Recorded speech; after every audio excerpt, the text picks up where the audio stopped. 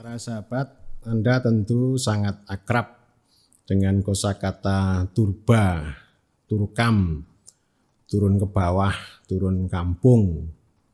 Kalau sekarang ditambah dengan belusukan. Itu kosakata turun ke bawah itu biasa dipakai sebagai penanda untuk para pemimpin yang merakyat gitu ya.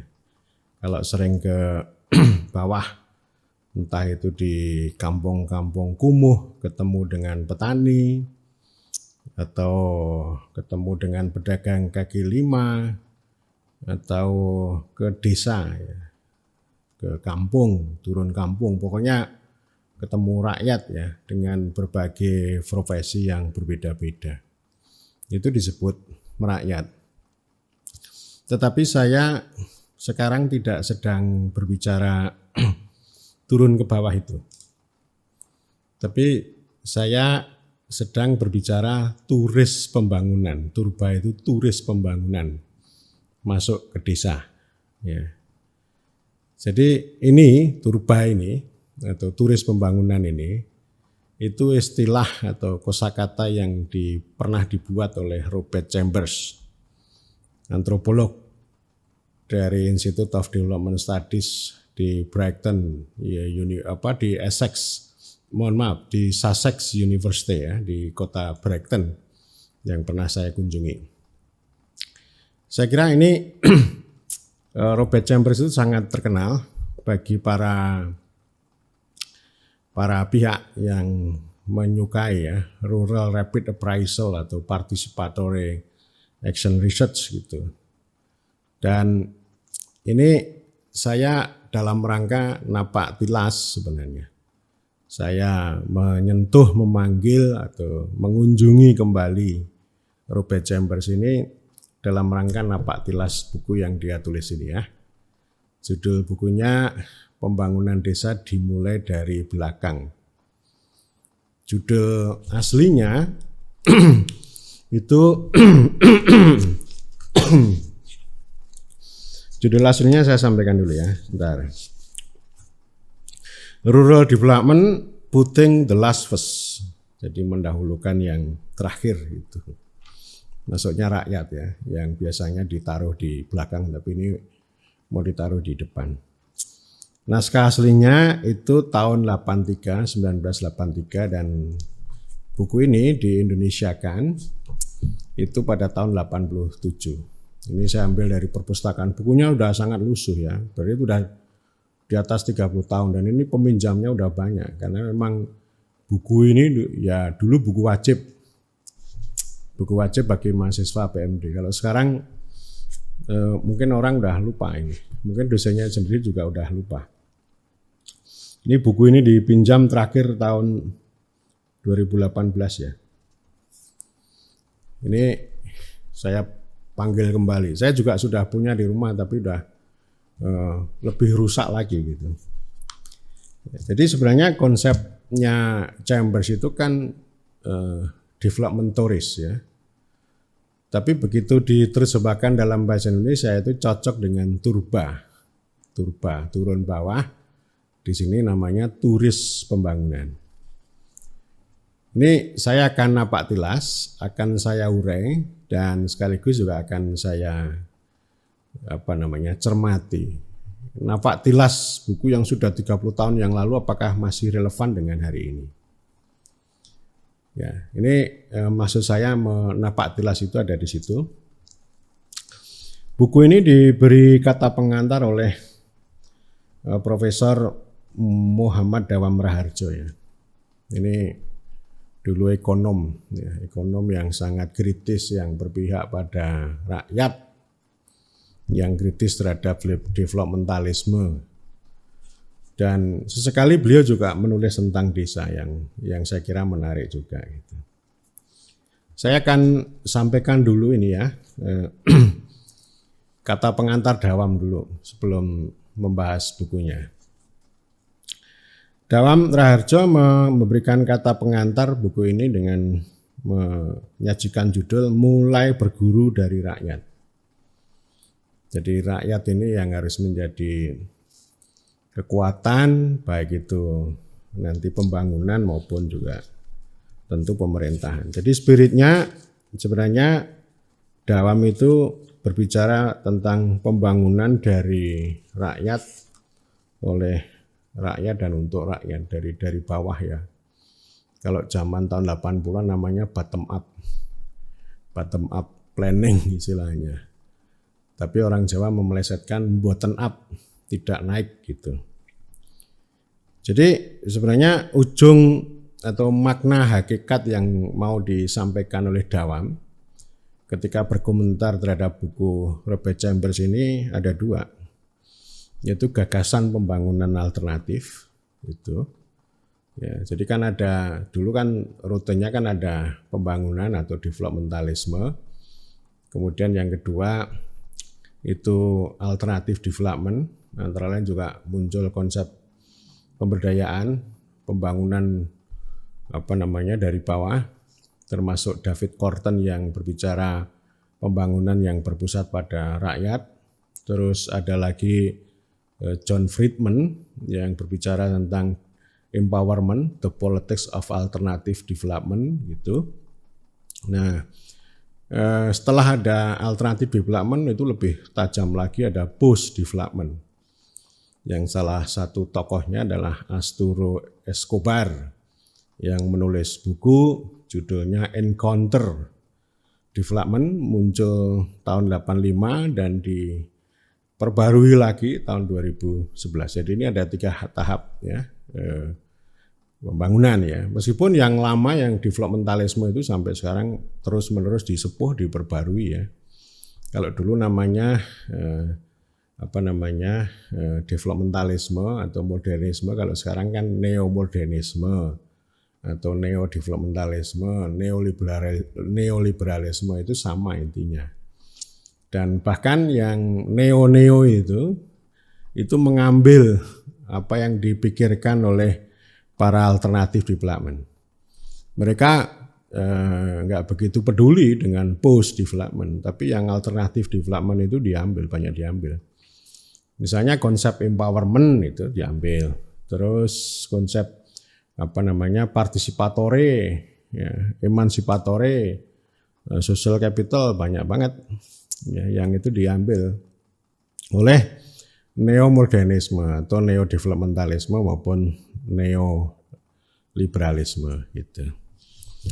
Ya, jadi Dawam itu menegaskan tentang itu ya, tentang pembangunan dari bawah. Ya, ini di kalimat pertama disampaikan konsep pembangunan dari bawah ini bukan lagi hal baru, itu kan dekade tahun 80-an. Dan sebenarnya kalau kita lihat Undang-Undang 5 tahun 79 tentang pemerintahan desa yang itu dikritik oleh banyak orang, itu di sana juga tercantum ya, ada partisipasi, karena dulu kan partisipasi politik itu kan dipotong ya, yang kegiatan politik dipotong, kemudian desa itu direduksi, dirusak hanya menjadi administrasi pemerintahan yang modern gitu. Dan ini masyarakat itu dialihkan ya dari politik ke partisipasi pembangunan. Meskipun maknanya akhirnya mobilisasi partisipasi. Partisipasi itu menjadi prasyarat dalam prosedur pembangunan gitu. Jadi ya istilahnya bukan partisipasi yang betul-betul mandiri atau otonom ya. Bukan popular participation, tapi namanya invited participation, partisipasi yang diundang atau dimobilisasi. Kalau istilahnya Samuel Huntington ada autonomous participation dan mobilization participation, ya, mobilize participation. Jadi zaman Orde Baru ya, termasuk sampai sekarang juga mobilize ya, di partisipasi yang invited, yang diundang atau dimobilisasi. Ya. Jadi saya akan sampaikan beberapa poin penting dari pengantar ini ya, pengantar Dawam. Ya. Oke.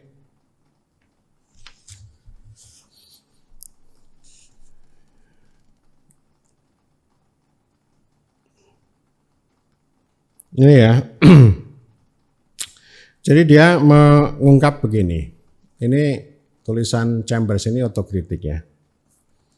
Otokritik terhadap para pihak ya yang biasa meneliti atau mengerjakan proyek pembangunan desa kaum profesional gitu. Ya. Oke, terus lalu ini ya, ada istilah outsider, orang luar ya. Jadi ilmuwan seperti orang-orang di kampus, praktisi profesional LSM itu disebut sebagai orang luar ya, yang Dawam mengatakan bahwa posisi ini pertama-tama perlu disadari. Jadi orang-orang yang disebut turis pembangunan itu harus sadar bahwa itu hanya turis, itu tidak lebih dari itu. Dalam kedudukannya itu mereka pasti mempunyai hambatan kultural dan struktural. Hambatan itu langsung muncul dan tampak dalam bentuk bias dalam hal pemikiran dan tindakan. Itu yang ditekankan oleh Dawam. Ya, langkah pertama untuk menembus hambatan kultural dan struktural ini adalah mendalami arti penting kata-kata dari rakyat. Ya, kan tadi ini kan mendemokrasikan pembangunan sebenarnya dari rakyat, oleh rakyat, dan untuk rakyat. Jadi dari rakyat itu sendiri yang perlu dipahami oleh para turis pembangunan atau para pihak yang berkiprah dalam pembangunan desa itu perlu menyadari itu ya, dari konsep dari rakyat itu. Dari sini dia bilang ya, Dawam, dari sini saya teringat kata-kata Mutiara W.S. Rendra bahwa rakyat itu sumber ilmu. Ya, jadi ya rakyat itu ya basis kekuasaan dan sekaligus juga sumber ilmu. Jadi ilmu itu tidak semata-mata dibuat oleh para ilmuwan menara gading, tapi rakyat itu juga sumber pengetahuan. Ini saya kira sama spiritnya dengan Bapak Pendidikan kita, Ki Hajar Dewantoro, bahwa setiap orang adalah guru, setiap tempat adalah sekolah. Artinya petani atau rakyat di desa itu juga menjadi sumber pengetahuan dan juga sekaligus sekolah. Gitu. Para peneliti dan pekerja sosial perlu percaya bahwa ilmu pengetahuan itu tidak hanya bisa digali dari buku-buku teori, tapi juga dari rakyat sendiri. Tidak hanya yang menyangkut misalnya nilai atau hubungan sosial, tapi bahkan juga aspek-aspek yang menyangkut teknologi. Jadi tidak hanya nilai, misalnya kearifan lokal yang sekarang disenangi orang, bahkan dimanipulasi orang, tapi juga teknologi. Teknologi ya banyak. Ani-ani itu juga teknologi, membajak sawah itu juga teknologi. Termasuk kalau misalnya saya suka dengan seperti Sasi di Ambon. Ya, itu namanya teknologi, itu kearifan lokal yang diterapkan teknologi untuk menjaga keseimbangan antara manusia dengan alam, ya, menjaga kelestarian alam. Oke. Ya. Jadi itu poin-poin penting ya yang disampaikan oleh Dawam, termasuk ini yang mau saya katakan, yang mau saya kutip ini, yang mau saya sampaikan. Masalahnya sekarang adalah bahwa derap dan deru pembangunan dewasa ini demikian keras dan memekakkan telinga. Ini tahun 80-an, sekarang juga lebih keras lagi dan akan terus keras. Dalam situasi seperti itu yang terjadi adalah proses marginalisasi peranan masyarakat. Meskipun ada partisipasi ya, tapi ya tadi hanya dimobilisasi. Pembangunan walau dikatakan sebagai untuk rakyat tetapi tidak sepenuhnya dilakukan oleh rakyat. melainkan dilakukan terutama oleh pemerintah, oleh orang asing, oleh teknokrat, oleh birokrat, dan oleh golongan profesional yang menggusur berbagai kepentingan rakyat. Pembangunan adalah harus ekspansi kapital yang memiliki logika tersendiri. Kaum profesional sulit untuk berorientasi kepada rakyat karena mereka dibayar oleh penguasa kapital. Itu semua terjadi karena sejak dari semula pembangunan memang tidak dari rakyat dan akhirnya bukan hanya tidak untuk rakyat tetapi juga tidak oleh rakyat. Itu ya namanya pembangunan kan begitu. Nanti saya akan bahas tentang modernisasi desa juga ya. Modernisasi sama pembangunan itu kan sama. Ya, kalau orang bangun jalan, bangun gedung itu hal yang biasa. Bangun desa itu ya itu konsep lama. Ya. Itu namanya dalam pengertian build atau building gitu ya. Tapi kalau pembangunan dalam pengertian development yang itu mengikuti teori modernisasi maupun developmentalisme itu yang jadi masalah itu. Ya, itu jauh lebih rumit, itu jauh lebih ideologis daripada sekedar membangun rumah. Dan ideologinya ya ideologi para pembuatnya itu. Itu ya dari Dawam Rajo, dan saya kira sampai sekarang masih relevan itu omongan seperti itu ya. Saya juga heran para menteri ini kan sebenarnya pemerintah, tapi cara berpikirnya bukan cara rakyat. Ya, sebenarnya kan para politisi eksekutif ini kan bisa duduk, bisa menjadi pemerintah itu kan berasal dari rakyat, memperoleh mandat dari rakyat. Tetapi cara berpikir, cara bekerjanya tidak dengan menggunakan nalar rakyat, tapi ya mengerjakan apa yang disarankan oleh para ahli atau oleh para teknokrat itu. Ini dari yang Dawam ya. Nah, saya mau memulai untuk mereview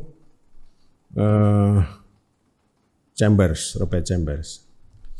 Buku ini ya kira-kira 311 halaman. Babnya ada 8 ini.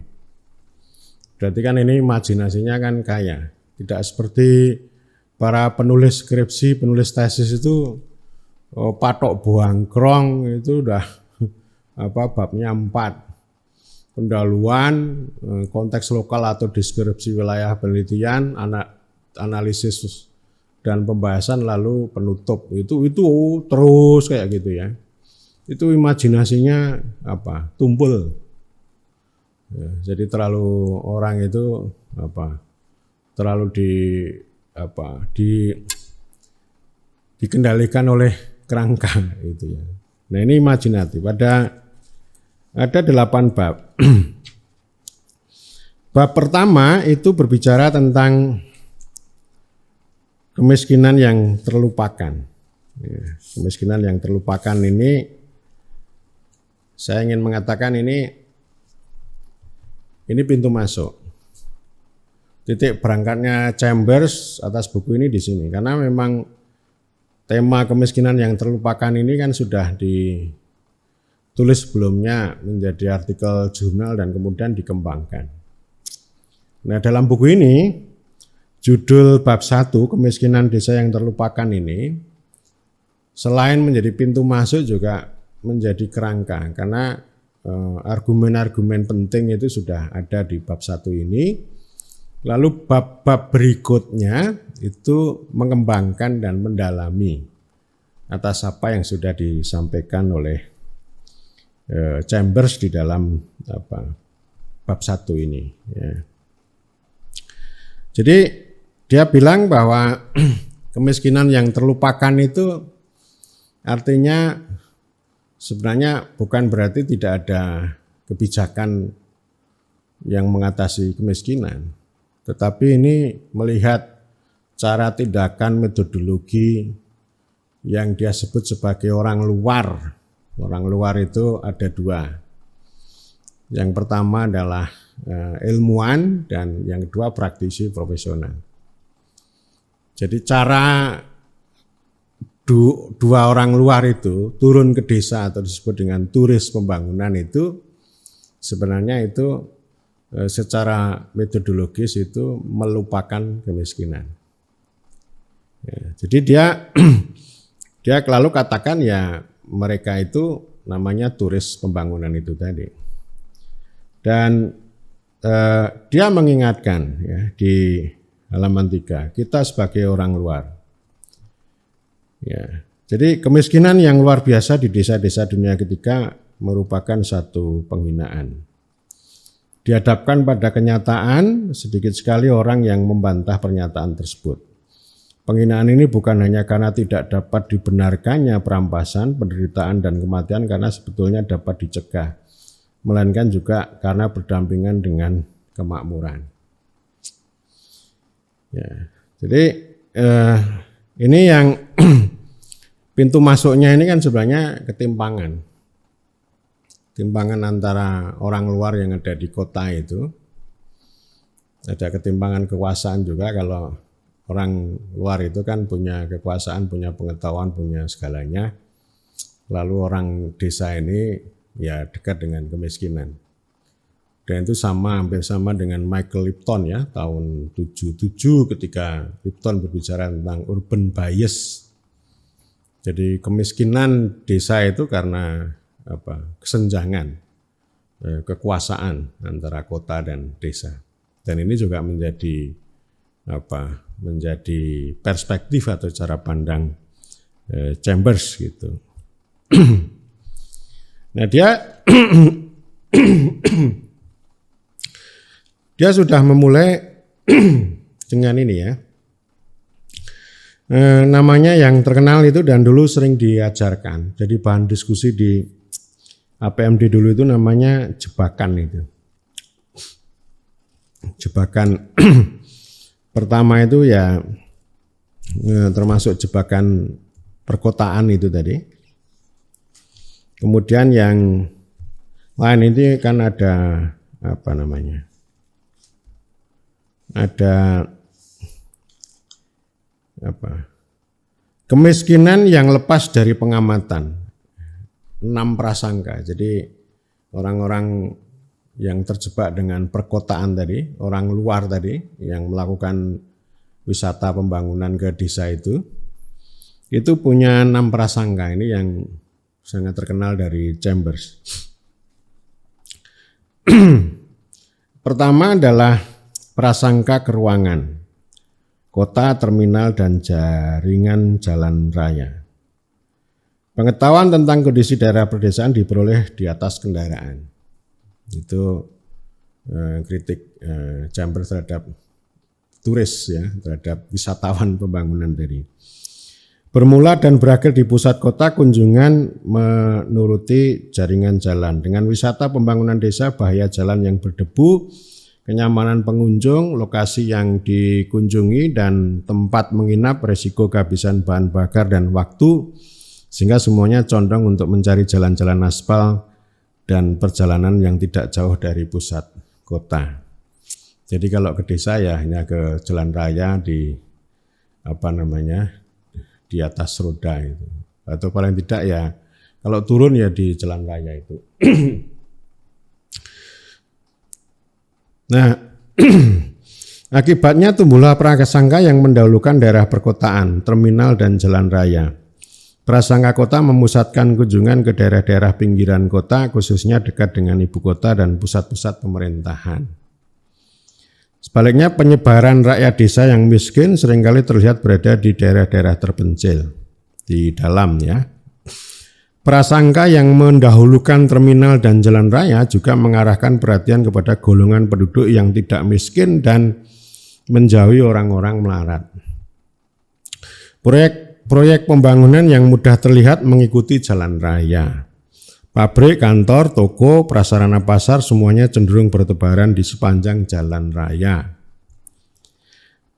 Bahkan pembangunan pertanian tidak luput dari prasangka jalan raya ini.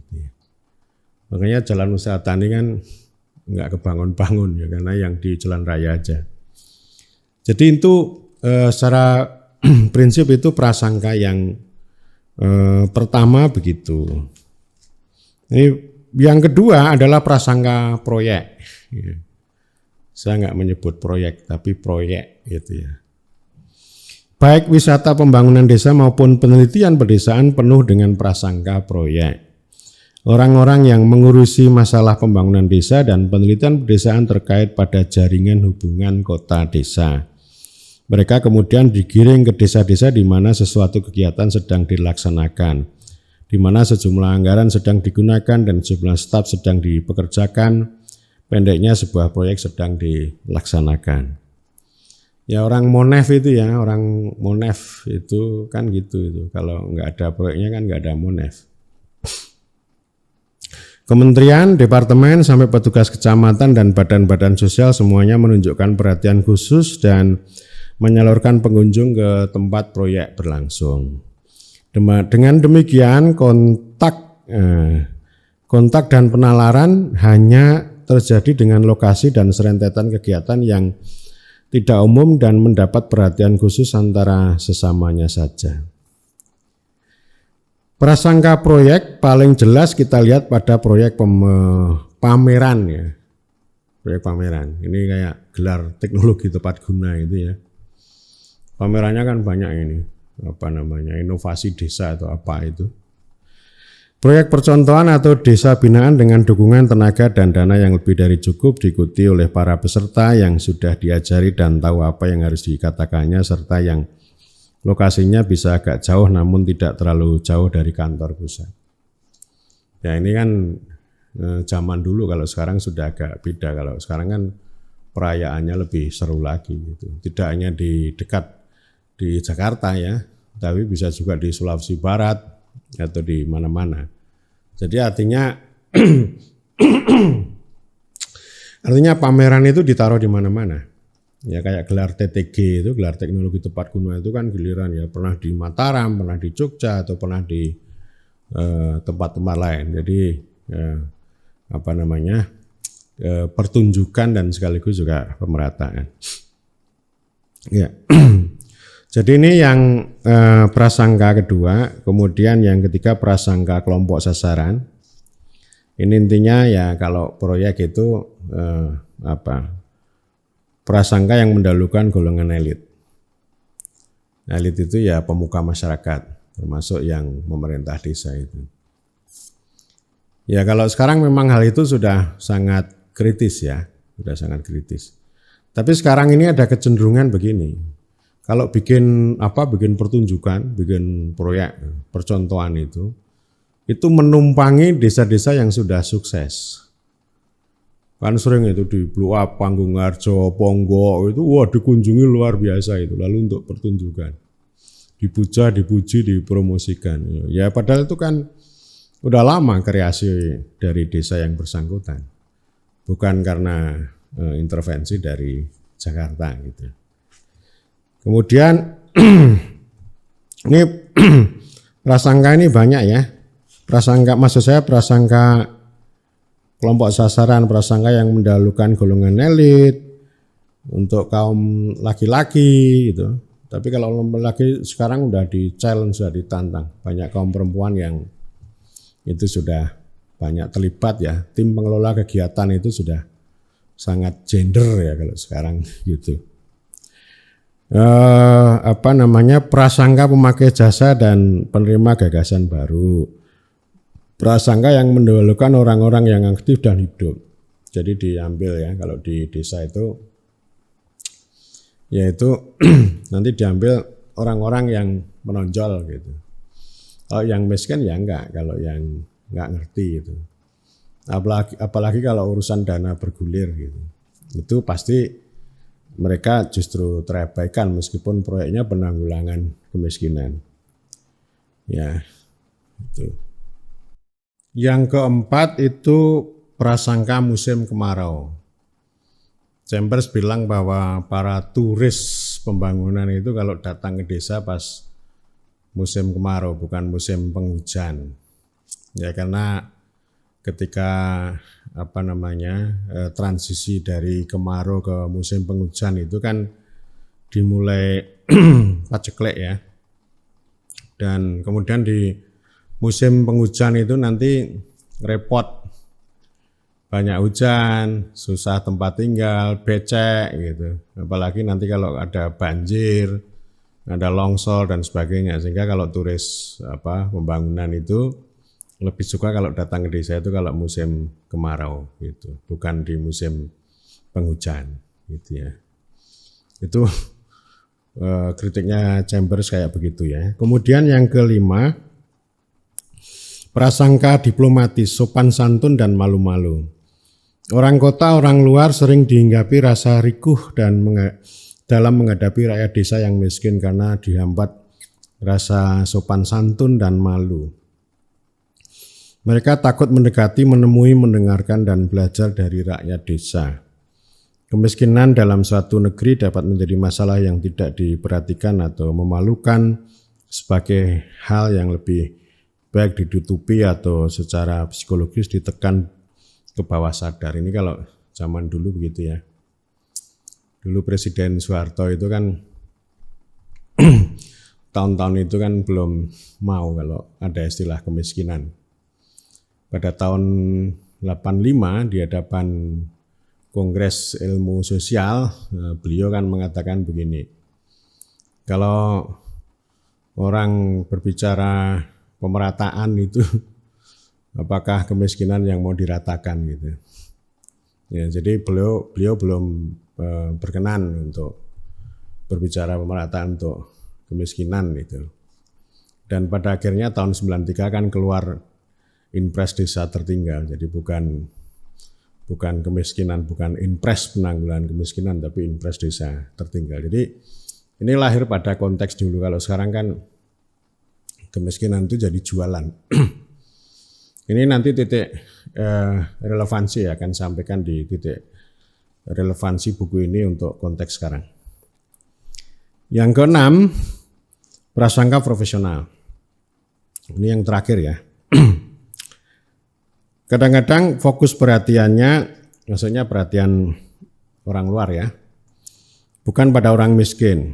Misalnya seorang penyuluh pertanian yang melatih dan menyarankan tanaman perdagangan atau menyederhanakan rencana penanaman lebih terserap oleh para petani kaya progresif, ahli sejarah, ahli sosiologi, dan pamong praja, terutama kalau waktunya terbatas. Kebutuhan informasinya akan terpenuhi oleh warga desa yang lebih mampu dan berpendidikan. Para petugas lapangan keluarga berencana sering lebih mudah mencapai sasaran dari keluarga-keluarga kaya dan terdidik yang lebih cepat menerima ajakannya. Namun sekali-sekali ada juga yang memusatkan perhatiannya langsung pada golongan miskin. Hal ini terutama terjadi dalam bidang kesehatan dan gizi, yakni mereka yang berminat meneliti atau menangani keadaan tertentu yang cenderung mempunyai sasaran orang-orang miskin. Secara umum, spesialisasi profesi dengan segala keunggulannya menyulitkan seseorang untuk memahami kesengsaraan dengan segala kaitannya. Kesengsaraan di pedesaan merupakan sebuah jaringan di mana kemiskinan dalam pengertian tidak memiliki kekayaan, tidak memiliki persediaan, serta arus bahan pangan dan pendapatan, kelemahan jasmani dan penyakitan tersisih, kerentanan terhadap keadaan darurat dan ketidakberdayaan, semuanya bertautan dan saling menyambung. Tetapi kaum profesional terlatih untuk banyak mencari, namun sedikit yang dilihatnya. Berdasarkan pendidikan dan pengalaman mereka, terbiasa untuk menelaah apa yang tampak terang tapi dalam lingkup kecil, sehingga membutakan mereka terhadap hal-hal di seputarnya. Tahu apa yang ingin diketahuinya, sedangkan waktunya terbatas. Kaum profesional di daerah pedesaan menjadi semakin mempersempit perhatian. Mereka melakukan sesuatu menurut cara mereka sendiri. Mereka mencari dan menemukan hal-hal yang sesuai dengan pemikirannya. Mereka tidak mempunyai kecenderungan atau waktu untuk pertanyaan-pertanyaan yang lebih terbuka atau melakukan cara pandang lain terhadap orang, peristiwa, atau benda-benda. Ya, jadi ini kalau itu yang sampai sekarang itu kalau penelitian ya deduktif kacamata kuda apa yang dia pikirkan. Jadi dunia lapangan itu tidak dilihat secara utuh atau paling tidak perspektif mereka ya, perspektif orang desa itu yang tidak diungkap. Apalagi kalau penelitian yang model survei, model angket itu ya orang-orang desa itu hanya jadi objek dan target yang dihisap gitu ya. Termasuk pendataan. Kalau pendataan terhadap orang desa itu seperti yang sudah saya ungkap sebelumnya ternyata tidak punya dampak atau akibat terhadap orang-orang atau rakyat yang didata itu.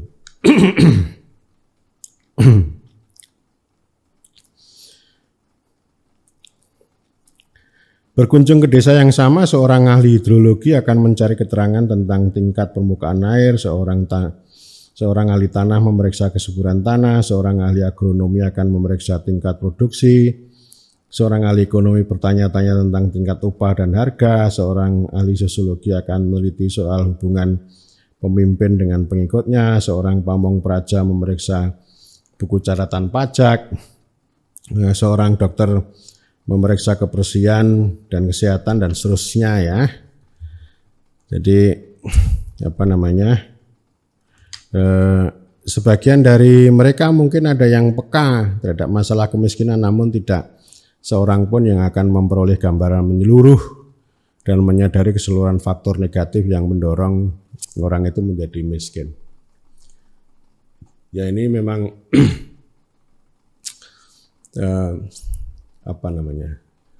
saya jadi ingat buku William Easterly ya. Itu tirani ahli ya. Jadi di sana itu kaum miskin juga terlupakan ya, karena kemiskinan itu dibicarakan jadi kebijakan tapi dianalisis dan kemudian diprogramkan itu secara teknis, bukan right ya. Jadi persoalan nutrisi ini luar biasa untuk mengatasi segala hal. Orang stunting ya nutrisi, orang bodoh ya nutrisi, semuanya nutrisi. Lalu programnya makanan tambahan. Jadi makanan tambahan ya yang jadi program. Jadi sangat teknis. Ya kalau Chambers kan ingin memahami kemiskinan itu secara lebih utuh dan dalam.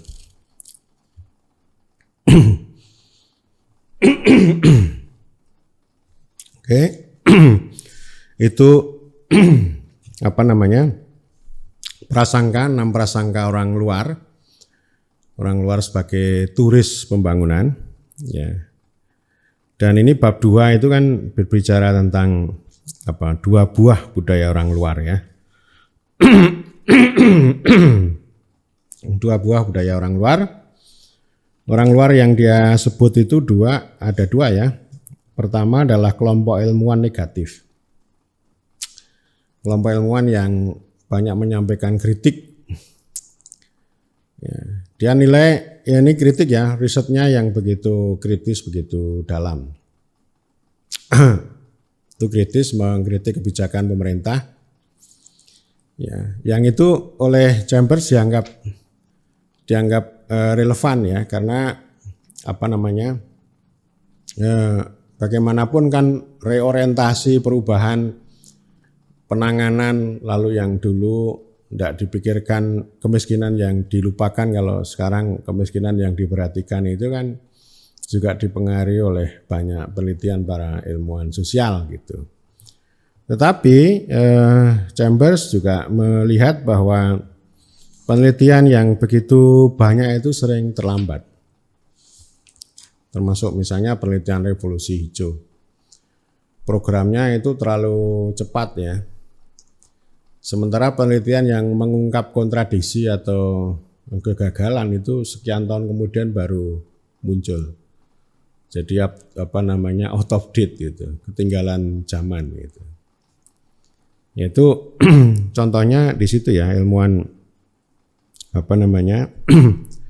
ilmuwan negatif itu. Jadi studi pembangunan umumnya memang banyak ya diliputi kesuraman dan malapetaka. Seperti yang diajarkan di perguruan tinggi, berbagai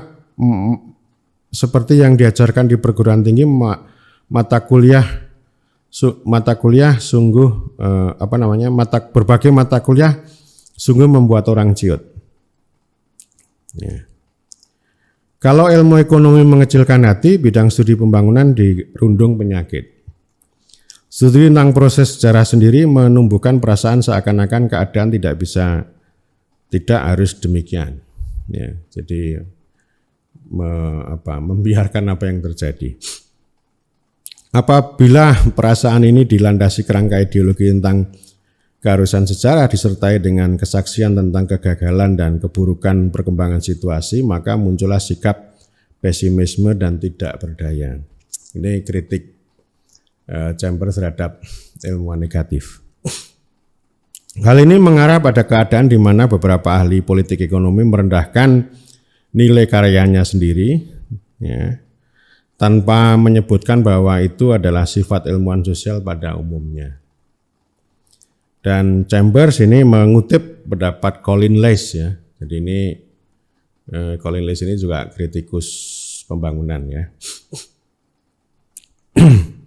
Colin Leys itu mengatakan begini, penelitian ilmiah sedikit sekali sumbangannya dalam upaya menemukan strategi baru dalam bidang pembangunan yang berlandaskan kepentingan masyarakat yang kini menjadi korban keterbelakangan.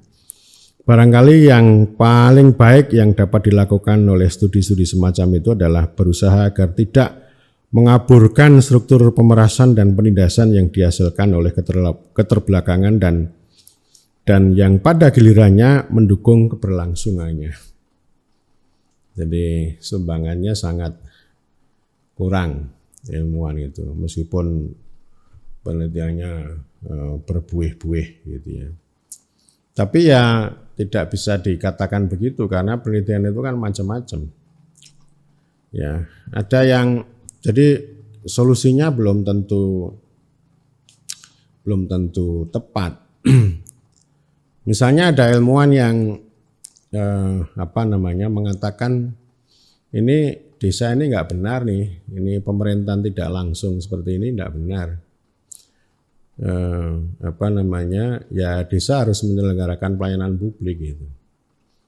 Tapi setelah solusi yang ditempuh supaya desa ditarget melakukan pelayanan publik kan tidak berhasil juga gitu. Atau yang sering saya katakan bahwa banyak ilmuwan kritis yang mungkin berpihak pada rakyat dengan mengatakan bahwa desa itu adalah situs penindasan, ya. Penindasan oleh elit itu, tapi hasil riset itu kan sebenarnya ya mengawetkan apa yang dia katakan. Bahkan hasil penelitian yang sangat kritis itu juga dimanfaatkan oleh teknokrat untuk melakukan birokratisasi dan teknokratisasi kepada desa agar ya, kekuasaan di desa itu bisa amputasi. Nah ini kan cara pandang maupun solusi semacam itu kan anti politik, anti kekuasaan, anti politik, sehingga yang untuk kepentingan rakyat kalau nggak ada kekuasaan kan nggak bisa juga gitu. Jadi artinya ya tidak harus seperti Chambers juga gitu. Meneliti rakyat dengan sangat romantis, sangat dekat gitu. Tapi anti kekuasaan, anti politik ini kan satu kelemahan buku ini kan terlalu anti politik ya, anti politik. Jadi terlalu anti pada kekuasaan ya. Jadi kalau anti pada kekuasaan kan lalu tidak punya resolusi bagaimana menggunakan kekuasaan itu untuk kepentingan rakyat. Ilmu kan nggak mungkin ya, bisa menyelesaikan perkara rakyat itu, karena ilmu itu kan nanti ada 100 pakar ya pandangannya ya 100 dan belum tentu ini nanti relevan begitu ya. Nah, kemudian Chambers ini menyampaikan ini kelompok yang kedua namanya pelaksana yang positif. Ini praktisi profesional ya. Teknokrat, birokrat itu termasuk dalam kategori ini. Kebanyakan orang-orang yang aktif berkecimpung dalam bidang perencanaan, pelaksanaan program dan proyek, serta penelitian dan pengembangan, pembangunan perdesaan bersifat lebih positif. Jadi beda dengan yang ilmuwan negatif tadi. Mereka bekerja di departemen pemerintahan di pusat dan daerah, para peneliti, petugas badan-badan sosial, dan petugas-petugas pemberi bantuan. Mereka bertanggung jawab atas keputusan untuk melaksanakan atau tidak melakukan tindakan dan menyediakan sumber daya untuk menentukan apa yang akan atau tidak dilakukan. Do and don't. Jadi pikiran mereka do and don't ya. Ya. Seorang ilmuwan model kuno terselubung dalam kepompong, tersisih dari dinamika lapangan dan hanya patuh pada jadwal mengajar. Nah ini kritik untuk para ahli ya, para ahli profesional yang berkecimpung di pembangunan pedesaan. Jadi kalau sudah kena jam mengajar ya udah selesai semuanya. Itu. Ya karena itu dianggap kewajiban yang paling vital itu ngajar gitu ya. Jadwalnya harus ketat gitu. Dan nanti kalau tidak diisi kan mahasiswa protes juga gitu ya. Itu pengalaman di kampus begitu.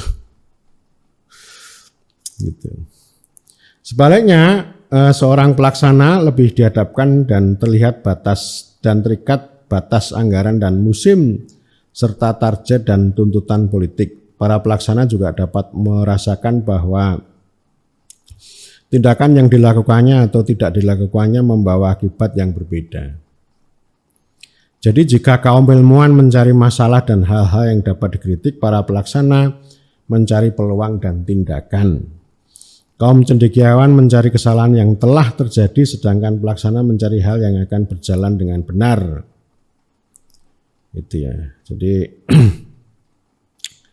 ini perbedaan tadi antara ilmuwan sama praktisi profesional. Kata-kata apabila pemerintah memiliki kearifan dan kemauan untuk bertindak hampir menyerupai imbuhan yang terlintas kemudian. Gaya dan tekanannya positif dan optimistis gitu. Optimis. Tetapi masih jauh jarak terbentang antara upaya untuk tidak mengaburkan sesuatu yang tidak baik menjadi menggunakan kesempatan yang indah untuk melakukan sesuatu yang baik. Nah, Chambers ini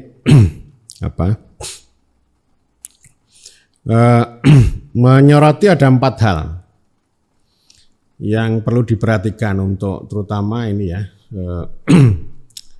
para praktisi profesional.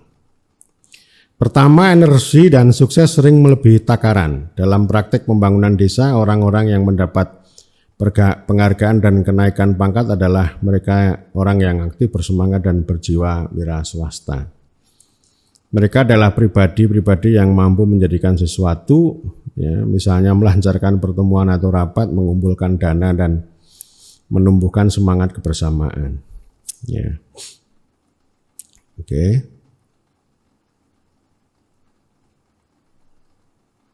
Ini apa nih pentingnya? Nah ini ya, yang ditekankan oleh Chambers itu begini, sifat-sifat kemampuan seperti itu mengandung bahaya penipuan. Oke, ini penting dicatat nih. Ya. Semangat dan kegairahan yang menggebu dan ditanamkan dari puncak hierarki ke jajaran yang di bawahnya dapat menciptakan arus informasi searah dari bawah ke atas yang menyesatkan. Program-program yang diunggulkan harus mencapai target sasaran-sasarannya, maka dilaporkanlah bahwa target sesuai yang tercapai. Ini kayak pendamping desa itu ya. Pekerjaannya bikin laporan. Jadi laporan itu memang ngeri. Ya. Ngeri. Itulah yang dilaporkan tentang penanaman jenis padi unggul semasa gerakan revolusi hijau. Jadi revolusi hijau itu laporannya bagus. Itu jebakan laporan itu. Makanya kalau kepala desa dipaksa bikin laporan ya pasti akan ada banyak sesuatu yang ganjil. Nanti laporannya sampai menteri ya, menteri ke presiden ya. Sekian jalan, sekian kilometer jalan dibangun, sekian embung, sekian dibangun, gitu. Sekian pasar kawasan dibangun. Setelah saya lihat ternyata mangkrak, gitu. Pasarnya mangkrak, udah rusak. Kedua, praktek-praktek yang positif sering tidak dapat menerima atau menggunakan informasi yang tidak sejalan. Banyak proyek pembangunan desa yang rapuh dan mudah terguncang, lebih-lebih pada tahap awal ketika masih rentan terhadap serangan lawan politik yang mencari gara-gara. Evaluasi diperlukan tetapi seringkali dipandang sebagai ancaman dan bukan dukungan, sedangkan petugas evaluasinya dicurigai sebagai mata-mata dan bukan sebagai kawan. Apabila ada kritik atau informasi yang merugikan, orang mungkin memberikan tanggapan yang berbeda-beda. Yang paling sukar adalah menerimanya dengan lapang dada dan segera mengubah haluan. Sebagian lagi mungkin akan menyangkal dan yang lainnya mungkin akan bungkam 1000 bahasa. Dan sebagian lagi menyogok pengkritik atau menempatkannya di bagian hubungan masyarakat. Dengan demikian semangat dan gairah kerja dapat dipertahankan dan persepsi yang selektif serta mitos memainkan peran penting dalam mempertahankan dukungan moral kelompok dan laju perkembangan proyek, namun dalam jangka panjang akan sangat merugikan dengan hilangnya keuntungan dan timbulnya kekecewaan. Nah ini sering terjadi. Misalnya saya sering mengkritik ya, lalu ada orang mengatakan Toro ini kayak sok ya, merasa paling benar gitu ya, merasa paling benar. Lalu saya mengatakan, loh Anda kan berkuasa, Anda itu memonopoli kebenaran loh, itu tingkatnya bertingkat-tingkat jauh di atas saya, di atas kritik saya, omongan saya. Anda memonopoli kebenaran, kemudian menjadi kebijakan, menjadi regulasi yang itu mempengaruhi jutaan orang. Jadi kalau dikritik kok begitu itu lucu sebenarnya. Jadi nggak menyadari bahwa itu berkuasa gitu. Ya. Jadi ya begitulah paradoks sih. Sehingga orang mengatakan bahwa yang berkuasa tidak tahu, yang tahu tidak berkuasa. Sing kuasa orang ngerti, sing ngerti orang kuasa. Memang yang ngerti tidak harus berkuasa sih. Tidak harus berkuasa, dan yang berkuasa ngerti pun kan sumbernya itu kan jangan tunggal, kan tidak ada kebenaran tunggal. Kalau ada satu kebenaran yang diklaim itu dimonopoli gitu ya repot. Ya, di video sebelumnya kan saya bilang bahwa politisi itu bekerja atas dasar keyakinan, bukan kebenaran. Ya, kalau ilmuwan kan kebenaran, dan kebenaran kan tidak tunggal. Keyakinan itu apa? Ya dari rakyat itu, dari petani, dari desa. Kemudian juga nilai-nilainya apa gitu. Ini nilai ini yang harus matang gitu. Baru kemudian ngomong ya nilai nanti ya patokannya pada hukum, pada undang-undang, lalu baru pengetahuan. Pengetahuan itu nomor sekian aja. Yang paling penting itu kalau keyakinan ya dasarnya adalah aspirasi dari pihak atau konstituen atau pihak yang diatur dan diurus. Kalau yang ngurusi desa ya harus memperhatikan suara dari desa. Ya suara kan memang beraneka ragam. Karena itu nilai penting nih, nilai gitu. Kan bisa digunakan untuk menimbang-nimbang dari berbagai aspirasi yang berbeda. Itu kedua. Kemudian yang ketiga, tujuan para pelaksana sering sangat sempit. Nah ini pasti ini. Ya. Yang luas dipersempit, yang mudah dibikin sulit, yang sudah terang dibikin gelap, yang sudah clear dibikin ruwet gitu. Ada kecenderungan untuk mengejar tujuan tunggal dan lebih disukai tujuan yang bersifat fisik atau teknis. Nah ini proyek nih gitu. Jadi nggak mau ngomong undang-undang desa, yang penting proyek dana desa itu kan. Tuh, itu ini di sini nih. Ya. Yang paling umum adalah meningkatkan produksi pangan. Ya, kalau sekarang namanya kenyangisasi desa ya. Kenyangisasi SDGs. SDGs itu di dalamnya adalah ada program kenyangisasi gitu. Yang lainnya menyangkut target fisik dari proyek konstruksi atau output itu suatu program latihan. Di sini profesionalisme sempit bergandengan dengan pertimbangan praktis dan kebutuhan untuk menghasilkan sesuatu dengan segera dan terlihat hasilnya tanpa memperhatikan siapa yang diuntungkannya. Ya, selain soal manfaat kan juga soal orang hanya berpikir ini kalau menggunakan nalar teknokrasi ya. Meskipun teknokrasi itu canggih dalam membuat kerangka logis, tapi kalau bekerja akhirnya kan hanya sampai output. Yang namanya outcome, impact itu nggak kepikir, nggak jadi. Gitu. Yang penting ini istana pasir. Keempat, perkiraan yang terlalu optimis dibuat pada tahap awal proyek dan atau programnya. Sebagian disebabkan karena perlunya perkiraan yang agak dilebihkan agar usulan disetujui dan sebagian karena mudahnya mengutak-atik analisa biaya manfaat sosial guna menghasilkan internal rate of return yang diperlukan untuk memperoleh persetujuan dan pembiayaan. Ya ini itu biasa itu ahli proyek itu. Nanti kalau proyeknya bagus ya itu didanai gitu. Ya, jadi itu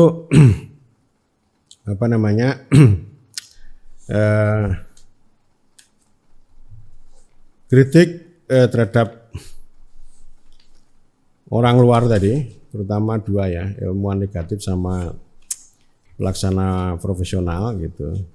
Terus kemudian bab 3 itu Chambers berbicara tentang bagaimana orang luar belajar. Ya, ini bagaimana orang luar belajar turun ke desa gitu, yang suka statistik gitu ya. Jadi metodenya metode begini loh, metode ilmiah banget itu. Di sini ada kuesioner yang menjadi tumpuan gitu. Bikin terlalu percaya sama angka, itu yang akan menimbulkan bias gitu ya. Terlalu percaya pada kuesioner, kemudian menjadi budak survei ya, bikin survei budak ini orang luar tadi di situ. Ini kan kritik khas antropolog terhadap positivisme ini. Terus temuannya menyesatkan ya, banyak temuan yang menyesatkan pasti karena memang bukan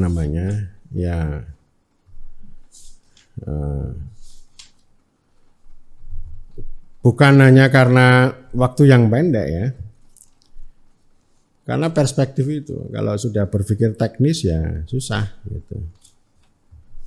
Begitu ya, saya termasuk pikiran-pikiran kalau kerja cost efektif gitu ya. Cost efektif itu kan efisiensi efektivitas itu. Kemudian bab 4 ini ya, bab 4 itu bicara tentang ilmu pengetahuan siapa.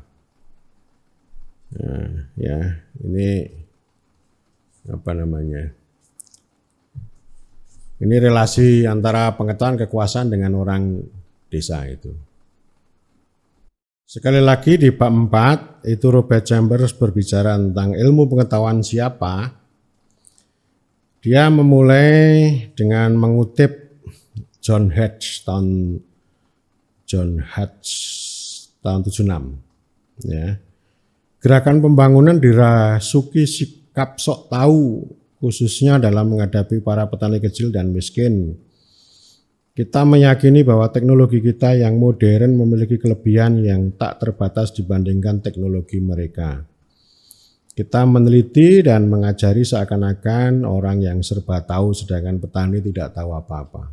Nah ini bias kota, bias modernisme, bias ilmuwan, bias kelas, dan sebagainya ya.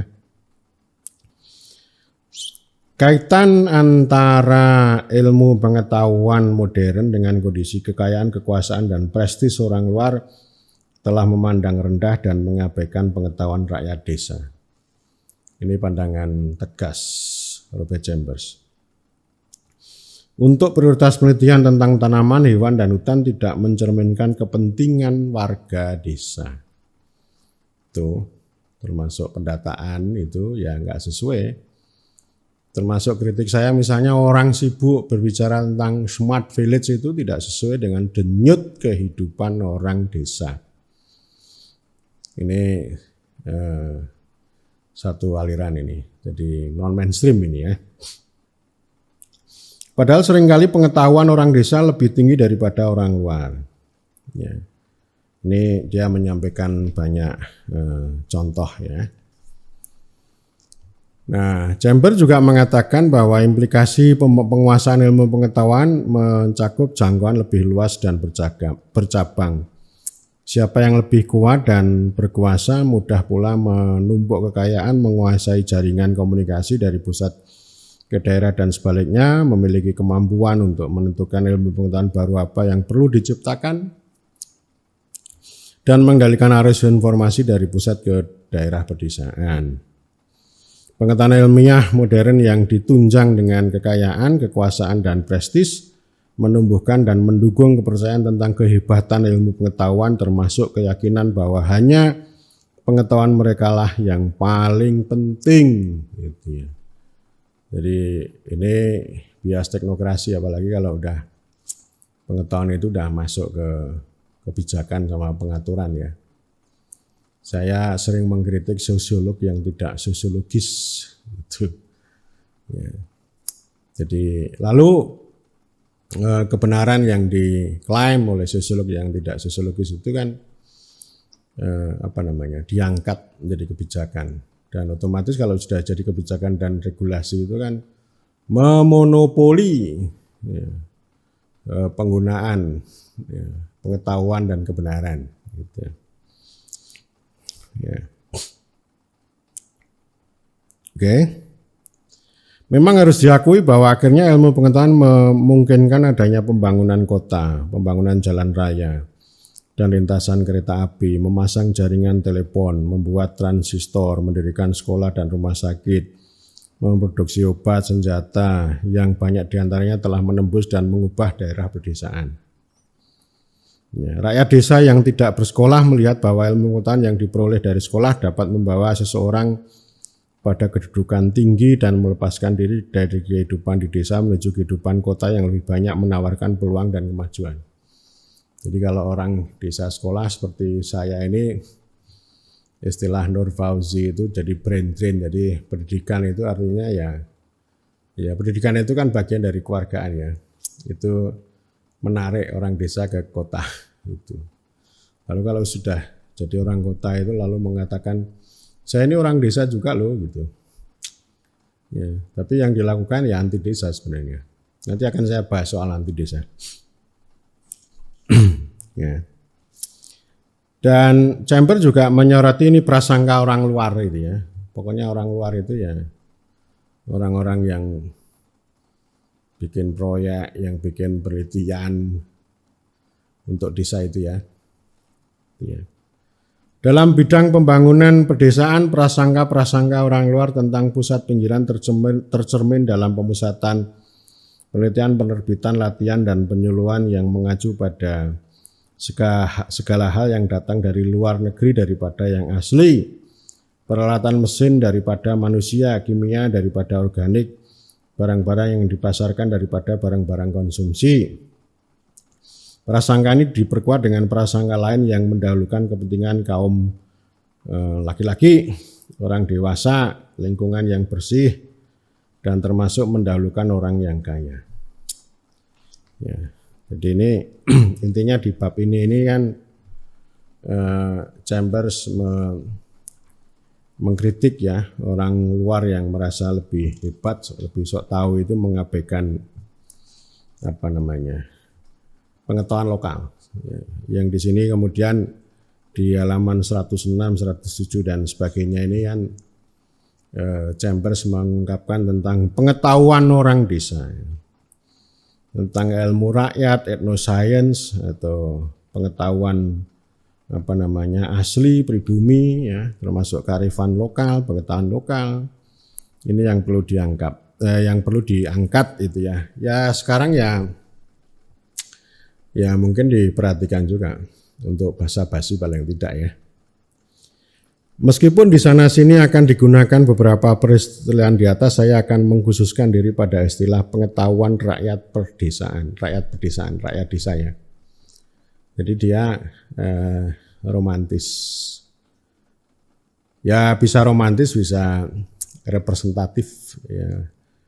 Romantis itu kalau hanya mikir kearifan lokal terus itu romantis. Tapi dalam hal ini ketika Chambers berbicara tentang pengetahuan rakyat desa itu artinya dia sedang menghadirkan untuk menantang pengetahuan orang luar yang sok tadi, yang memonopoli, yang apalagi yang sudah masuk ke dalam kebijakan dan regulasi itu ya.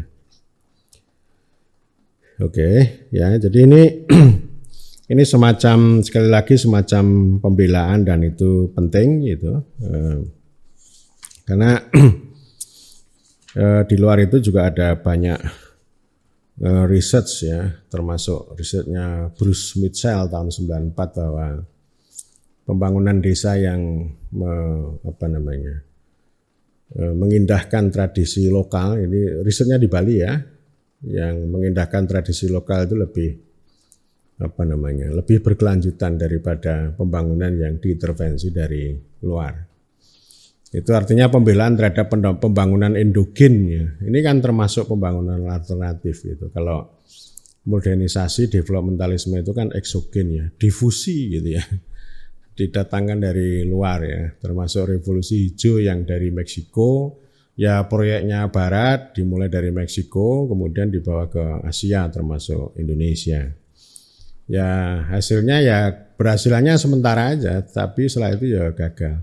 Nah sekarang ini mau dihidupkan lagi gitu ya, meskipun namanya bukan revolusi hijau. Ya.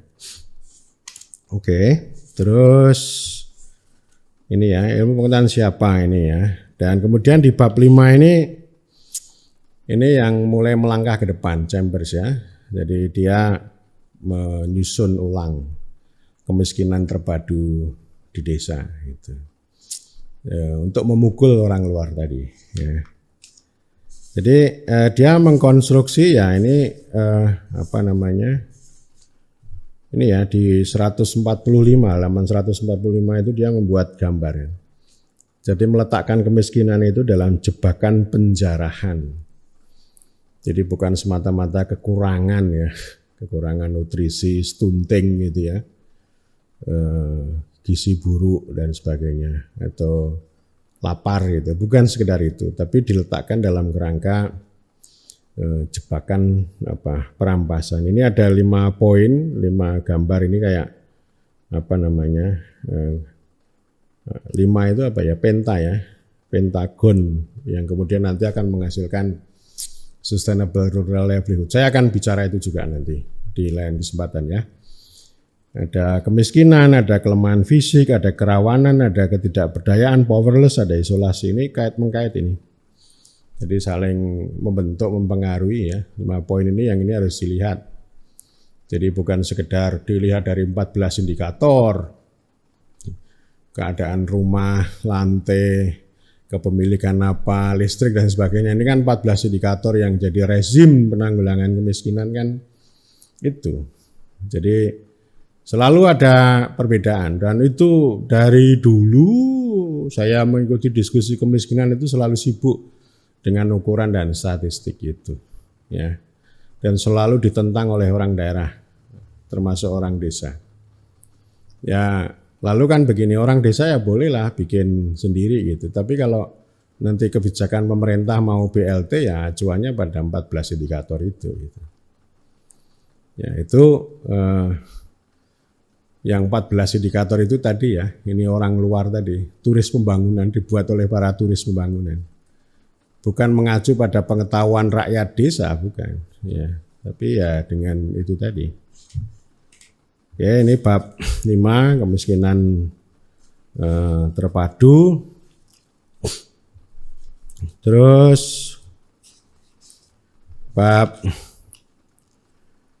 ini bab 6 dan seterusnya ini kan memberikan resolusi nih Chambers ini, mencari yang seharusnya dilakukan. Kemudian saya nggak usah ulas lagi ya, terlalu panjang nanti gitu. Dan bab 7 ini bicara profesionalisme baru. Ini kan artinya sebuah gagasan novelty ya. Ini kan saya sebut sebagai pembangunan alternatif. Ya, bukan developmentalisme banget. Kalau pembangunan banget itu kan pembangunan desa dari depan. Depan itu siapa ya? Turis pembangunan tadi. Ilmuwan, praktisi, profesional, pokoknya orang-orang luar, orang kota tadi. Termasuk yang ngurusi desa. Ya. Nah, lalu usulannya kan satu mendahulukan yang terakhir. Yang terakhir itu kan rakyat miskin itu. Lalu pembangunan desanya dimulai dari belakang. Ya dari desa itu sendiri, dari rakyat desa itu sendiri. Yang ini lalu dikonstruksi oleh si Dawam itu pembangunan desa itu dari rakyat, oleh rakyat dan untuk rakyat. Atau mendemokrasikan pembangunan. Ya. Jadi ini banyak sekali yang disampaikan termasuk di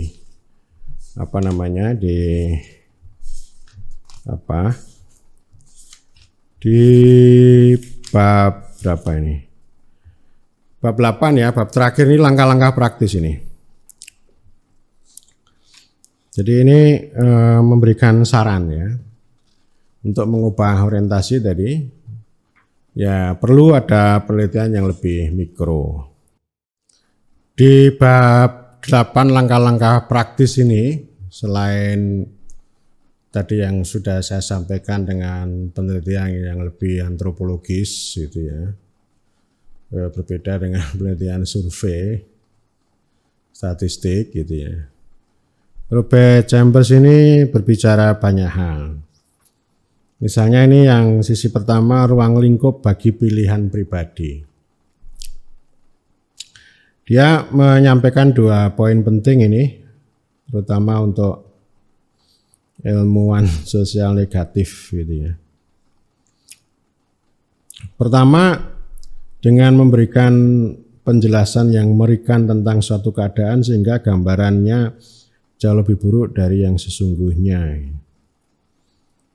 Penekanan ini seringkali bermanfaat dengan berulang kali membeberkan bagaimana elit desa menjegal kemaslahatan yang diperuntukkan bagi golongan miskin, bagaimana golongan miskin ini sering diperalat untuk kepentingan mereka, bagaimana teknologi padat modal dapat menghancurkan kehidupan rakyat miskin, bagaimana penderitaan kaum perempuan, bagaimana negara-negara kaya memperalat negara-negara miskin dan sebagainya. Para ilmuwan sosial menelanjangi keburukan dan kebohongan serta membantu para pengamal dan pelaksana terlepas dari khayalan yang bukan-bukan. Namun ilmu sosial yang negatif itu dapat menyebabkan sikap putus asa karena dalam keadaan buruk serta tanpa harapan itu tidak ada sesuatu pun yang dapat dilakukan orang. Ini pendekatan agensi ya. Artinya lalu apa yang dilakukan selain tadi ya menceritakan hal yang mengerikan itu. Tapi kalau saya justru mengatakan bahwa hal yang mengerikan itu menjadi senjata dimanfaatkan. Jadi justru ini mengkritik pembangunan tapi malah justru pembangunan itu akan semakin lebih mengerikan lagi gitu. Dengan semakin tidak mempercayai desa, semakin anti desa gitu. Dengan intervensi yang kuat ya, ngasih uang tapi disubordinasi, itu kan juga didukung oleh hasil-hasil penelitian yang mengerikan seperti ini. Kedua, ilmu sosial selalu mencari keseragaman dan rumusan umum, sementara para pelaksana disibukkan dengan langkah-langkah terinci untuk merampungkan tugas sehari-hari. Sebagian ilmuwan berusaha menyusun rampatan atau generalisasi melalui teori hukum tentang modal dan pasar, analisa kelas masyarakat, ketergantungan, keunggulan komparatif, permintaan dan penawaran, dan sebagainya. Teori dan generalisasi itu dapat mengarah ke determinisme. Determinisme itu apa ya? Determine ya, menentukan. Jadi determinisme itu artinya sebab akibat yang terlalu sempit gitu. Jadi tidak terbuka. Dengan mempostulatkan kekuatan yang sangat besar dari perjalanan sejarah yang tak seorang pun mampu membendungnya. Malapetaka yang dahsyat ini seperti tidak terelakkan dan orang-orang yang berusaha melawannya akan lenyap ditelan arus. Sebagian dari ilmuwan sosial yang bersikap negatif mungkin sedang menunggu gerakan berikutnya yang dengan malu-malu mengimbau agar ada kemauan politik untuk mewujudkan arus balik yang diharapkan dan melihatnya sebagai contoh lain dari pembaruan yang naif karena mengharapkan golongan yang makmur dan kuat bertindak yang berlawanan dengan kepentingannya. Klise kalau political will itu, saya makanya kan nggak suka dengan istilah rekomendasi political will, nggak bisa gitu. Itu meskipun ada political gitu, tapi sebenarnya itu anti politik, ya kan nggak mungkin gitu, itu ya. Kemudian ya Chambers kan menyarankan ya dengan tindakan kecil. Tindakan kecil telah diuraikan secara terinci pada bab-bab terdahulu seperti kebutuhan untuk memperhatikan masalah kemiskinan di desa serta memahami sifat-sifatnya, berusaha mendekatkan ketiga kutub budaya dari ilmuwan, pelaksana dan rakyat desa, mencari dan menggunakan cara-cara yang murah dan mudah untuk meneliti keadaan desa, merenungkan dengan sungguh-sungguh apa yang dapat dilakukan untuk menolong mereka, dan ikut mengembangkan profesionalisme baru yang selalu bertanya siapa yang diuntungkan dan siapa yang dirugikan, serta mengapa yang miskin dan lemah selalu dibelakangkan, dan seterusnya ya. Jadi ini gaya-gaya lebih antropologis. Memang saya sangat suka penelitian antropologis itu. Tapi kan harus ada abstraksinya juga. Kalau membaca secara lengkap itu kan nanti cerita kancil. Misalnya Clifford Geertz yang berbicara evolusi pertanian, kemudian Taniali yang berbicara kontradiksi niat baik itu, kehendak untuk memperbaiki, terus kemudian James Ferguson yang berbicara tentang mesin anti politik, pembangunan desa, misalnya itu menarik itu. Jadi ada abstraksinya yang itu punya daya tendang yang saya kira bisa mempengaruhi cara berpikir ilmuwan untuk melihat desa. Ya, tapi teknokrat ya enggak gitu, enggak begitu. Chambers juga di subbab berikutnya ngomong keyakinan, nilai dan imajinasi. Ya, jadi ini yang dia lakukan kan begini nih. Ya, tindakan dan introspeksi berlangsung bersama-sama. Namun untuk melakukan yang terakhir, mendahulukan yang terakhir, ya, yang pembangunan desa dari belakang itu, orang harus berani menanggalkan keyakinan dasar, bersedia mempertanyakan nilai pribadi dan menggunakan imajinasinya. Keyakinan dan nilai di sini merujuk pada apa yang oleh orang luar dianggap benar dan adil bagi rakyat desa yang miskin, dan imajinasi merujuk pada kesediaan dan kemampuan untuk menyadari dan menghayati pengaruh tindakan yang dilakukan atau tidak dilakukan orang luar terhadap mereka. Untuk mendukung suatu tindakan seringkali orang dituntut melepaskan keyakinan dan nilai semula, semacam peralihan yang tiba-tiba dari suatu pandangan tertentu menjadi pandangan yang sebaliknya, suatu cara pandang dari sisi yang berlawanan. Jadi ini mengubah perspektif itu ya. Dan lalu ini menyampaikan ada sejumlah pedoman praktis bagi orang luar, bagi turis pembangunan ya. Ini ada taktik bagi wisatawan, bagaimana pertama menghilangkan sikap anti golongan miskin, kemudian tinggal lebih lama dan pergi lebih jauh, gitu. Kemudian berlaku seperti orang kecil. Ini ya, kemudian juga ini yang menghasilkan konsep rapid rural appraisal ya, penelitian yang mudah dan murah tadi ya, penilaian yang cepat tentang keadaan desa. Kemudian ada proses belajar terbalik itu dengan cara duduk bertanya dan mendengarkan, belajar dari orang yang paling miskin, mempelajari pengetahuan teknis pribumi asli gitu ya. Ini tindakan-tindakan ya model tadi ya, penelitian yang lebih antropologis ya bersama mereka, termasuk di sini nanti ya apa namanya, arus balik manajemen gitu. Jadi gaya komunikasinya, kebijakan penempatan dan pemindahan petugas, seperti yang pernah saya sarankan ya, pegawai-pegawai baru yang ngurusi desa ini, PNS-PNS baru yang nanti calonnya ngurusi desa ini ditaruh aja supaya 3 bulan itu apa namanya lebih intens itu. Kalau bertemu langsung lebih intens itu kan menimbulkan kepekaan. Lalu bisa dialektis cara berpikirnya. Ya kayak Soekarno lah, bertemu dengan Marhain gitu ya, lalu berdiskusi. Itu saya kira menarik ya, karena bagaimanapun kan ya kita tidak mengabaikan pengetahuan universal, tapi juga tidak boleh meninggalkan pengetahuan lokal. Lalu ada dialektika. Nah itu penting itu.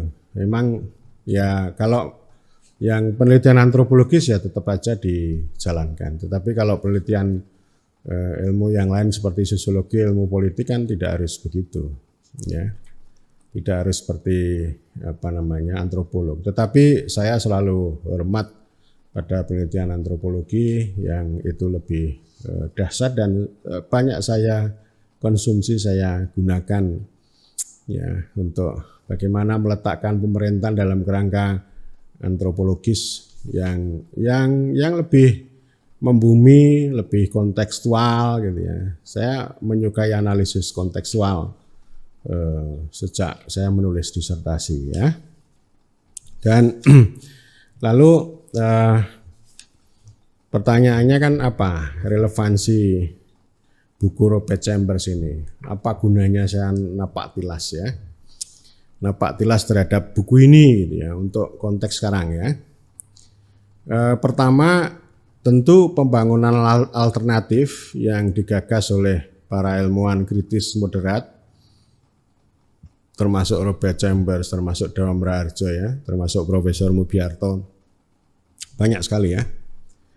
Itu penting ya, mereka punya sumbangan supaya dunia ini, lembaga-lembaga pembangunan pemerintah itu memperhatikan kemiskinan. Jadi kemiskinan bukan dilupakan tapi diperhatikan.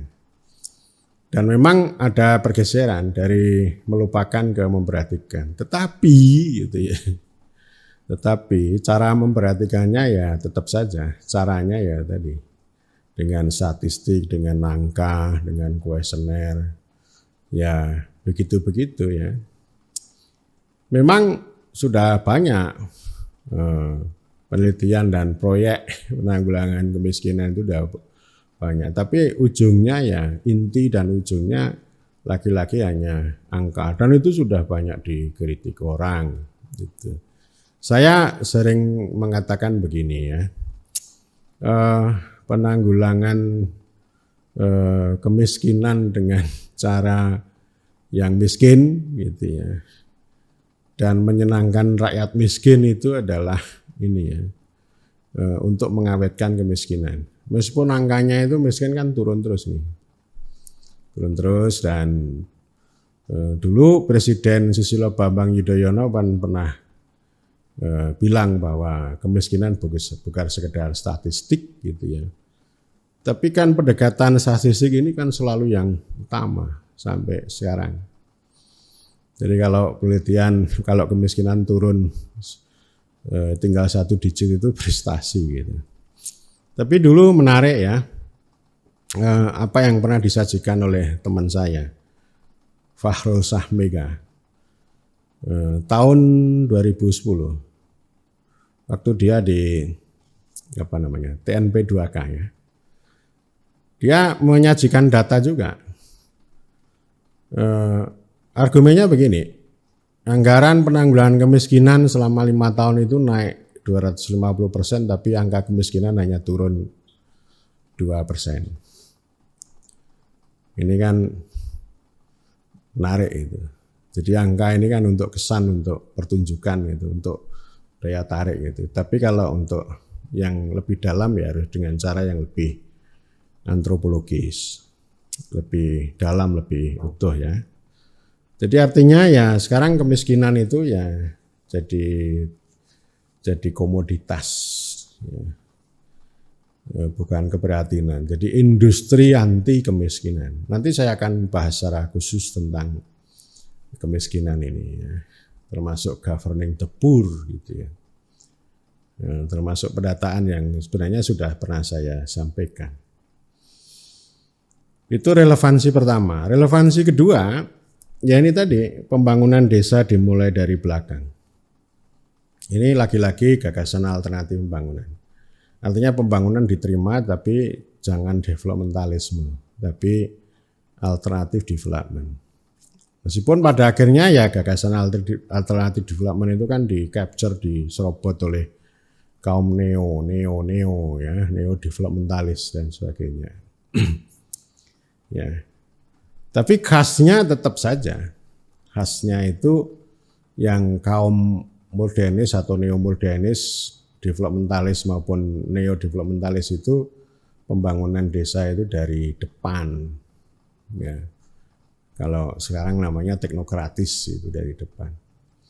Artinya relevansi buku ini yang saya napak tilas ini, itu untuk mengkritik itu, melawan gitu ya. Ini gagasan pembangunan desa dimulai dari belakang ini untuk menantang pembangunan desa dari depan yang sekarang dibungkus dengan uang, proyek, administrasi, aturan, ya, dengan dana desa, dengan SDGs desa, dengan aturan yang banyak, gitu. Dengan target-target, nanti ujungnya laporan. Ya. Nah ini ada teman saya, teman sejawat satu kampus, Dr. Tri Nugroho itu menyampaikan kristalisasi hasil diskusi kelas beliau ya, menyampaikan ke saya ada kegelisahan teman-teman mahasiswa S2 itu. Jadi ini pembangunan itu hanya pada akhirnya hanya proyek dan itu kenyataan di lapangan. Proyek itu nanti ujungnya adalah laporan. Dan lalu pertanyaan, ini pembangunan yang berkedaulatan rakyat itu seperti apa? Nah, nanti saya diminta untuk menyampaikan kuliah gitu. Dan tentu saja ini ada titik temu apa yang disampaikan Pak Nugroho itu dengan pembangunan ini yang disampaikan oleh Chambers maupun oleh Dawam ya, pembangunan itu dari desa itu yang oleh rakyat, dari rakyat oleh rakyat untuk rakyat itu, atau mendemokrasikan pembangunan ya. Nah saya udah sampaikan, nanti saya akan bicara tentang ya kritik dulu lah developmentality itu, pemerintahan oleh pembangunan ya. Bukan pemerintahan oleh rakyat tapi pemerintahan oleh pembangunan. Yang ini gagasan dari post development, jadi sudah melampaui alternatif development. Jadi itu relevansi yang kedua dari ini ya, dari buku Robert Chambers ya. Kemudian yang ketiga, tentu dengan pendekatan yang lebih antropologis baik dalam pergaulan maupun dalam penelitian itu juga penting gitu. Paling tidak ini untuk para tadi ya ilmuwan tadi ya, maupun para praktisi profesional gitu ya. Itu penting untuk melakukan itu ya. Tapi kalau pemerintah kan tidak harus begitu. Pemerintah itu ya ketemu 2 jam sama petani itu kan sudah menghasilkan banyak hal. Kan pemerintah nggak mungkin akan menunggu terlalu lama hasil penelitian. Para antropolog harus menunggu 3 tahun, 2 tahun, terlalu lama lah gitu ya. Dan kita ini sudah banyak istilahnya sumbangan yang terus-menerus berkembang dari alternatif development sampai post development ini kan sudah banyak ya. Dan saya juga banyak menyampaikan gagasan itu, menyampaikan kritik, dan tentu saya selalu mengatakan Anda tidak harus mengikuti saya, tetapi Anda harus punya dasar keyakinan. Jangan mengutamakan kebenaran tunggal yang dibuat oleh sosiolog yang tidak sosiologis, tapi yang paling penting itu dengarkan apa kata desa orang desa itu yang harus menjadi dasar untuk membuat kebijakan ya. Dan itu yang ketiga ya. Kemudian yang keempat, memang Robert Chambers ini kan dari buku ini menjadi landasan sebenarnya untuk menghasilkan model baru. Memang ini belum banyak disampaikan di sini. Model baru itu yang dia sebut nanti sebagai sustainable rural livelihood. Di lain kesempatan saya akan lihat itu bagus, tapi ada banyak kelemahannya juga ya. Yang kadang-kadang romantis, termasuk di sini ya, terlalu romantis. Dengan pengetahuan lokal dan sebagainya itu kan bisa terjebak, justru bisa mengisolasi. Robert Chambers itu menyoroti soal isolasi gitu. Tapi kalau rakyat desa itu juga akan disentuh dengan pengetahuan lokal itu, ya mungkin mereka akan berdaya sebagai landasan. Tapi itu namanya mengisolasi juga. Seperti sering saya katakan, desa membangun itu penting, sangat penting menjadi dasar. Tapi kalau desa itu terjebak dengan desa membangun, maka itu sama dengan mengisolasi. Karena itu juga harus dibawa ke ranah membangun desa, ke ranah pembangunan kawasan perdesaan gitu. Sama juga dengan pengetahuan ini kan begitu ya. Tadi saya sudah bilang, harus ada dialektika antara pengetahuan universal dengan pengetahuan lokal. Memang penting pengetahuan lokal itu untuk melawan pengetahuan universal. Tapi bukan berarti hanya berhenti di pengetahuan lokal. Itu butuh namanya dialektika ya. Kita akan bisa ini. Dari sisi ini aja ya, dari sisi metodologi ya. Kalau saya dengar cerita Kancil ya apa ini, kan nggak sabar juga gitu. Saya sering mengatakan kalau peneliti presentasi cerita ngalor ngidul lalu ketemu pembuat keputusan itu lalu apa? Makanya kan dibutuhkan abstraksi. Ya, kalau para pembuat keputusan kan waktunya sangat terbatas untuk mendengarkan cerita Kancil kan nggak sanggup. Yang penting tendangannya apa kan gitu. Nah, soal tendangan dan abstraksi ini kan itu butuh perspektif ya. Ya, yang saya kira penting untuk melihat bahwa kemiskinan tidak bisa dilihat secara teknis, dan ini diingatkan oleh oleh Chambers ya. Sampai sekarang melihat kemiskinan, menangani kemiskinan itu kan dengan teknis ya. Nah, di 4 tadi ya, di bab berapa tadi, kemiskinan terpadu itu bisa menjadi alternatif. Tetapi saya jauh melampaui itu ya. Artinya kalau kita itu sibuk berbicara kemiskinan pasti akan ada jebakan. Kemelaratan kemiskinan pasti ada, tetapi bukan berarti itu harus menjadi diskursus yang berlebihan. Saya pernah berbicara antara pendekatan selektivisme dan universalisme. Pendekatan universalisme itu ya kewargaan. Jadi artinya kalau setiap orang itu punya hak, kesempatan, kewajiban yang sama, itu namanya universal. Dan oleh karena itu pendekatan pemerintahan itu kan lebih utama, bukan pendekatan pembangunan. Kalau pendekatan pembangunan itu kan selektivisme. Kalau selektivisme itu lalu, pembangunan yang harus dipusatkan untuk orang miskin. Dan pendekatan selektivisme untuk kaum miskin itu akan selalu memunculkan jebakan. Siapa yang miskin, bagaimana ciri khasnya dan sebagainya gitu kan. Ya kalau untuk urusan itu ya biarkan aja itu diselesaikan di tingkat desa. Ya nanti kaitannya siapa yang miskin lalu bantuan untuk orang miskin itu kan kalau saya udahlah serahkan aja, itu kan terlalu mikro dan bisa beda-beda antar satu daerah dengan daerah yang lain. Sehingga kalau pemerintah nasional itu yang harus diperhatikan adalah pendekatan pemerintahan, bukan pendekatan pembangunan. Pendekatan pemerintahan yang lebih universal, yaitu warga. Ya. Jadi ini nanti juga akan saya bahas karena Presiden sudah menegaskan kembali bahwa pelayanan publik adalah wujud wajah konkret ya, negara hadir.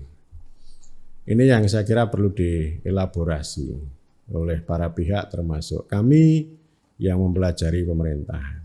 Itu pendekatan yang lebih universal. Ya. Kewargaan itu tadi, bukan pembangunan gitu. Kalau membangun ya biarkan aja bangun jalan, bangun jembatan gitu. Tapi pembangunan bukan solusi untuk kemiskinan. Tapi solusi kemiskinan yang lebih baik adalah pemerintahan, yaitu dengan negara hadir. Ya, saya kira demikian, matur nuwun.